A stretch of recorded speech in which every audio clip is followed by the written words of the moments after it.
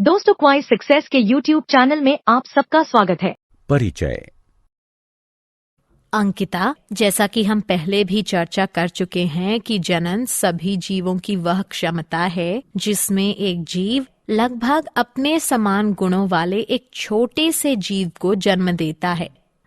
हाँ माधुरी, तथा वह प्रक्रिया जिसमें नर और मादा युग्मक गैमीट के संलयन के पश्चात एक नई जीव की उत्पत्ति होती है, लैंगिक जनन कहलाती है। तो आओ इस पाठ में हम जनन के बारे में विस्तार से चर्चा करें। उद्देश्य। इस पाठ के अंत में आप निम्न करने में सक्षम हो जाएंगे: लैंगिक जनन को परिभाषित करना, मानव में लैंगिक जनन को समझना, यौवनारंभ को समझना, किशोरावस्था में होने वाले परिवर्तनों को पहचानना, नर जनन अंगों को पहचानना, मादा जनन अंगों को पहचानना, मानव में जनन प्रक्रिया को समझना, ऋतुस्राव रजोधर्म को समझना, मानव में लैंगिक जनन। मनुष्य एक लिंगी या एकालिंगाश्रयी होते हैं। दो लिंग निश्चित बाह्य अकार्यकी लक्षणों, जिन्हें द्वितीयक लैंगिक गुण कहते हैं, उसमें भी भिन्न होते हैं। इसे लैंगिक द्विरूपता कहते हैं। मानव में जनन अंग नर में वृषण और मादा में अंडाशय यौवनारंभ की प्राप्ति के पश्चात कार्य करना प्रारंभ कर देते हैं। यौवनारंभ या लैंगिक परिपक्वता। किशोरावस्था के दौरान यानी समय में यौवनारंभ लैंगिक परिपक्वता की वो अवधि है जिसमें जनन अंग सक्रिय हो जाते हैं। मानव नरों में लैंगिक परिपक्वता 13-14 वर्ष की आयु में, जबकि मादाओं में 10-12 वर्ष की आयु में प्रारंभ हो जाती है। वृषण और अंडाशय जीवन क्षमता वाले युग्मकों को उत्पन्न करते हैं तथा ये हार्मोनों जैसे नरों में वृषण द्वारा टेस्टोस्टेरोन और मादाओं में अंडाशय द्वारा एस्ट्रोजेन तथा प्रोजेस्टेरोन को भी स्रावित करते हैं। लैंगिक परिपक्वता पर होने वाले परिवर्तन। लड़के और लड़कियों दोनों के शरीर के कुछ भागों जैसे कि कांख एवं जांघों के मध्य जननांग क्षेत्र में बाल गुच्छे निकल आते हैं तथा उनका रंग भी गहरा हो जाता है। पैर, हाथ एवं चेहरे पर भी महीन रोम आ जाते हैं। त्वचा अक्सर तैलीय हो जाती है तथा कभी-कभी मुहासे भी निकल आते हैं। लड़कियों में अंडाशय से रजोधर्म प्रारंभ हो जाता है। वसा के जमाव से स्तन के आकार में वृद्धि होने लगती है तथा स्तनाग्र की त्वचा का रंग भी गहरा हो जाता है। हड्डियों तथा शरीर की लंबाई में वृद्धि होने लगती है तथा द्वितीयक जनन अंग जैसे फैलोपियन नलिका, गर्भाशय आदि परिपक्व होने लगते हैं। सभी लड़कों में वृषण की शुक्रजनक नलिकाओं की जनन ग्रंथियों से शुक्राणु निकलने लगते हैं। द्वितीयक जनन अंग जैसे प्रस्थ, प्रोस्टेट ग्रंथि तथा शिश्न परिपक्व हो जाते हैं। दिवा स्वप्न अथवा रात्रि में शिश्न भी अक्सर विवर्धन के कारण ऊर्ध्व हो जाता है। नरों से मादाओं में शुक्राणुओं के स्थानांतरण के लिए शिश्न की आवश्यकता होती है। कंधे चौड़े होना, आवाज में भारीपन आना, लंबाई का बढ़ना इत्यादि भी इसके अंतर्गत सम्मिलित है। नर जनन तंत्र। जनन कोशिका उत्पादित करने वाले अंग एवं जनन कोशिकाओं को निषेचन के स्थान तक पहुंचाने वाले अंग संयुक्त रूप से नर जनन तंत्र बनाते हैं। मानव नर जनन अंग है वृषण, अधिवृषण, शुक्रवाहक, मूत्रमार्ग, शिश्न, शुक्राशय ग्रंथियां, पुरस्थ यानी प्रोस्टेट ग्रंथि और काउपर ग्रंथियां नर जनन ग्रंथियां हैं। वृषण, वृषण छोटे आकार के एक जोड़े अंडाकार और गुलाबी रंग के अंग होते हैं, जो कि एक पतली भित्ति त्वचीय थैली, जिसे वृषण कोश कहते हैं, उसमें उपस्थित होते हैं। वृषण कोश ताप नियामक के रूप में कार्य करते हैं, जो कि साधारण शुक्र जनन के लिए वृषण का ताप शरीर के ताप से 1 से 3 डिग्री सेल्सियस तक कम रखते हैं, क्योंकि अधिक शारीरिक ताप वृषण के शुक्राणुओं का निर्माण करने वाले ऊतकों को मृत कर सकते हैं। वृषण में शुक्राणु का निर्माण करने वाली जनन ग्रंथियों सहित लगभग 900 पतली तथा घुमावदार शुक्र जनक नलिकाएं पाई जाती हैं। जनन ग्रंथियां शुक्र जनन द्वारा शुक्राणुओं का निर्माण करती हैं। अधिवृषण यानी एपिडिडिमिस।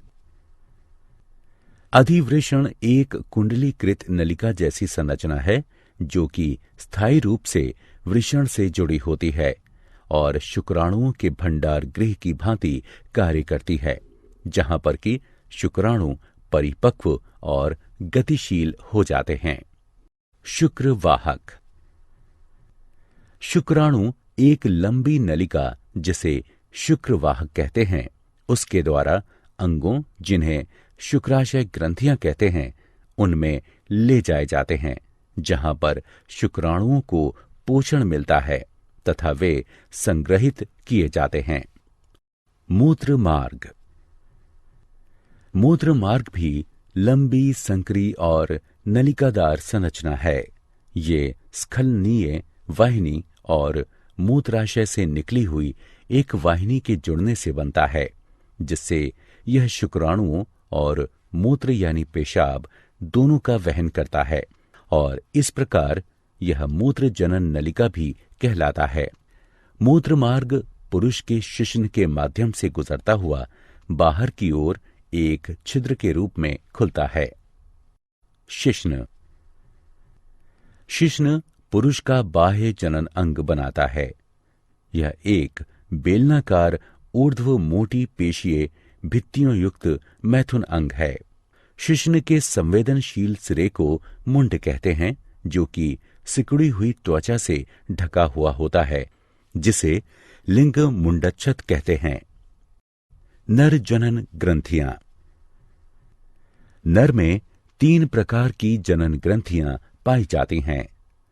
शुक्राशय ग्रंथियां, पुरस्थ यानी प्रोस्टेट ग्रंथियां और काउपर ग्रंथियां। शुक्राशय ग्रंथियां एक जोड़ी पतली भित्ति युक्त पेशीय लंबी पुट्टियां यानी सैक होती हैं, जो कि शुक्राणुओं के पोषण के लिए तरल स्रावित करती हैं।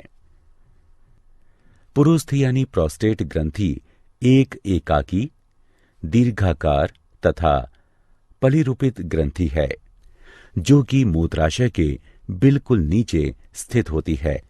यह तरल स्रावित करती है, जो कि मूत्र मार्ग में मुक्त किया जाता है। काउपर ग्रंथियां एक जोड़ी सफेद मटर के बीज के आकार की ग्रंथियां हैं, जो कि शिश्न के आधार पर उपस्थित होती हैं। यह क्षारीय वीर्य का स्रावण करती हैं, जो कि मूत्र की अम्लता को उदासीन करता है तथा शुक्राणुओं को सक्रिय करता है और शुक्राणुओं को पोषण प्रदान करता है। शुक्राणु। पुरुष शुक्राणु अति सूक्ष्म, गतिशील और कशाभीय युग्मक होता है। यह शीर्ष, मध्यखंड और एक कंपनशील पूंछ का बना होता है। यह अंडाणु के साथ संलयित होता है और जनक जीन को संतति तक पहुंचाता है। सही विकल्प को उठाकर उसके संगत बॉक्स में रखें। मादा जनन तंत्र। मादा जनन कोशिकाएं या अंड अंडाशयों में बनते हैं तथा कुछ हार्मोनों के निर्माण के लिए भी उत्तरदायी होते हैं। मादा मानव के जनन अंग हैं अंडाशय, अंडवाहिनी नलिकाएं, गर्भाशय, योनि, मादा जनन ग्रंथियां जैसे बार्थोलिन ग्रंथियां और स्तन। अंडाशय। अंडाशय मादाओं का प्राथमिक जनन अंग है। यह एक जोड़ा छोटे आकार की बादाम की आकृति वाली और सफेद रंग की संरचनाएं होती हैं, जो कि उदर के श्रोणि में उपस्थित होती हैं। आंतरिक रूप से प्रत्येक अंडाशय बहुत संख्या में अपरिपक्व प्राथमिक या अंडाशय पुटक के साथ होते हैं। अंडाशय अंडजनन यानी उजेनिसिस के द्वारा जनन कोशिका में अंड बनाता है तथा एस्ट्रोजेन तथा प्रोजेस्टेरोन का स्रावण करता है। अंडवाहिनी नलिका। अंडवाहिनी नलिकाएं एक जोड़ी लंबी कशाभीय, पेशीय और नलिकादार संरचनाएं हैं, जो कि अंडाशय के निकट से लेकर गर्भाशय तक फैली हुई होती हैं। प्रत्येक अंडवाहिनी नलिका का बाहरी भाग अंडाशय के निकट स्थित होता है। इसमें एक चौड़ा छिद्र होता है जिसे ऑस्टियम कहते हैं और अंडाशय के द्वारा निकले हुए अंड को प्राप्त करने के लिए अंगुली सदृश प्रक्षेप होते हैं, जिन्हें झालर यानी फिम्बरी कहते हैं। गर्भाशय। गर्भाशय एक बड़ी पेशीय आकार की तथा नाशपाती सदृश संरचना है, जो मूत्राशय और मलाशय के बीच श्रोणि में उपस्थित होता है और अंतररोपण यानी इम्प्लांटेशन, अपरान्यास और गर्भ यानी फीटल के विकास के लिए उत्तरदायी होता है। इसका आंतरिक स्तर अत्यधिक संवहनीय और ग्रंथिल होता है तथा गर्भाशय ग्रीवा कहलाता है, जो कि योनि में खुलता है। योनि। योनि एक लंबी पेशीय नलिकादार संरचना है, जो कि गर्भाशय की ग्रीवा से पीछे तक फैली हुई होती है तथा योनि छिद्र द्वारा अंत में प्रकोष्ठ यानी वेस्टिबुले में खुलती है। मैथुन के दौरान जब वीर्य योनि में मुक्त होता है तो यह मैथुन यानी संयोजन गुहा की तरह कार्य करती है और शिशु के जन्म के दौरान शिशु इसमें से ही होकर गुजरता है, इसलिए यह जन्म गुहा की भांति भी कार्य करती है। मनुष्यों में लैंगिक जनन की प्रक्रिया। नर युग्मक या शुक्राणु अति सक्रिय तथा गतिशील होते हैं, जो गर्भाशय ग्रीवा के द्वारा गर्भाशय में गति करते हैं और अंडवाहिनी नलिकाओं में पहुंच जाते हैं।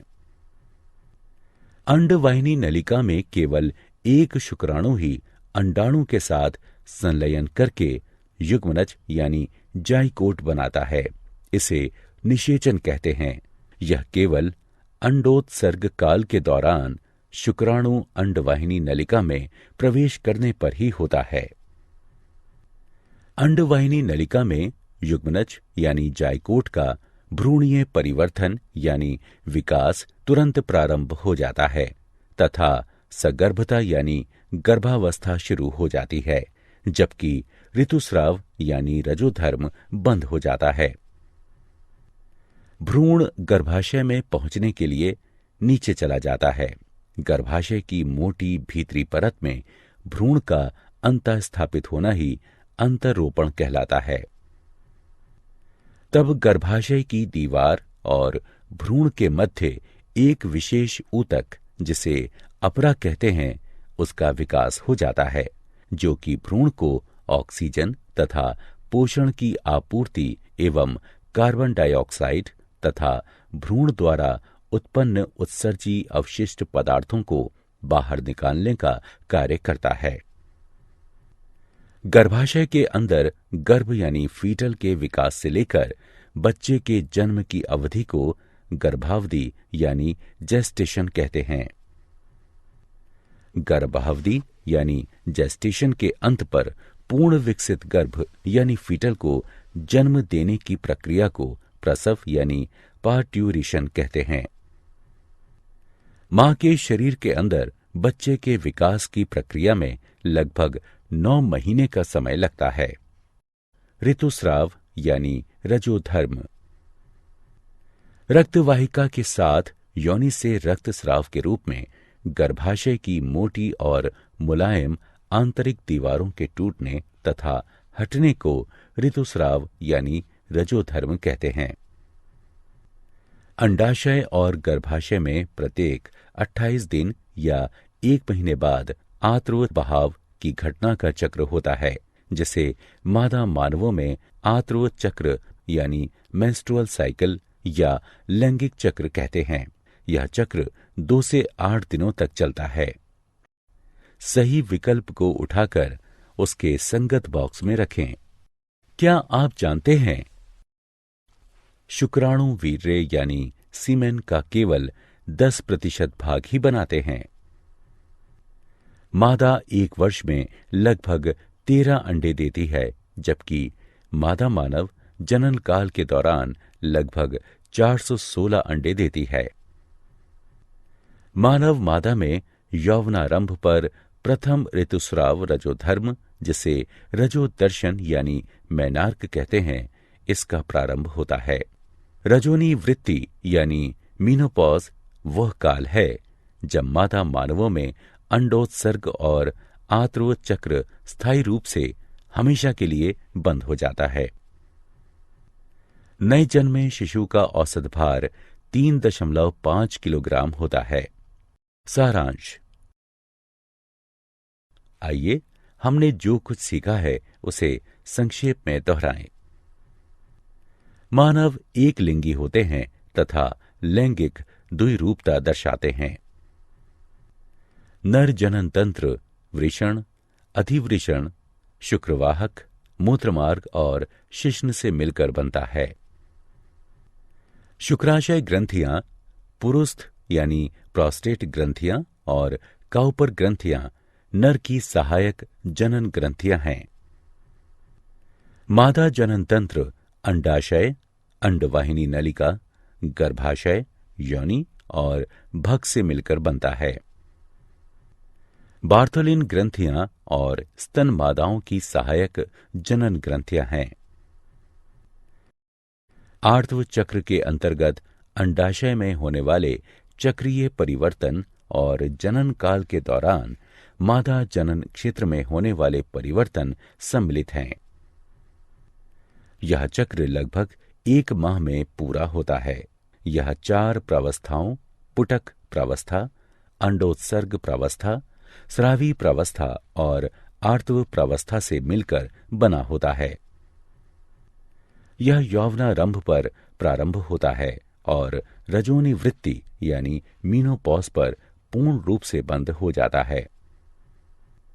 दोस्तों, आपका क्वाइज सक्सेस में स्वागत है। अब बिना समझे रट्टा मारने की कोई जरूरत नहीं। हम लेकर आए हैं पढ़ाई का एक नया तरीका, जहां 3D animated videos, AI powered test series और ई बुक्स में MCQs और माइंड मैप्स का परफेक्ट कॉम्बिनेशन मिलता है। क्लास 8 से 10 के स्टूडेंट्स के लिए फाउंडेशन कोर्स और क्लास 11 और 12 के स्टूडेंट्स के लिए सक्सेस ब्लूप्रिंट कोर्स, ये सब IIT और IIM अलुमनी के सहयोग से तैयार किया गया है, ताकि आपको मिले सबसे भरोसेमंद और रियल एग्जाम एक्सपीरियंस के साथ कॉन्फिडेंस बूस्ट। चाहे इंजीनियरिंग एंट्रेंस हो, मेडिकल एंट्रेंस हो या कोई भी कम्पिटिटिव एग्जाम, अब सक्सेस आपकी मुट्ठी में है। हजारों स्टूडेंट्स पहले ही जुड़ चुके हैं, अब आपकी बारी है। पढ़ो अपने घर से, अपने समय के अनुसार, अपनी सुविधा से। बस QR कोड स्कैन करो और क्वाइज सक्सेस मोबाइल ऐप अभी मुफ्त में डाउनलोड करो। मॉक टेस्ट्स दो, प्रैक्टिस करो और अपने मार्क्स में फर्क देखो। और हाँ, हमारे YouTube चैनल क्वाइज सक्सेस पर रोज देखो नए वीडियो कोर्सेज के लिए। चैनल को सब्सक्राइब करो और अपने दोस्तों को भी जरूर बताओ। धन्यवाद।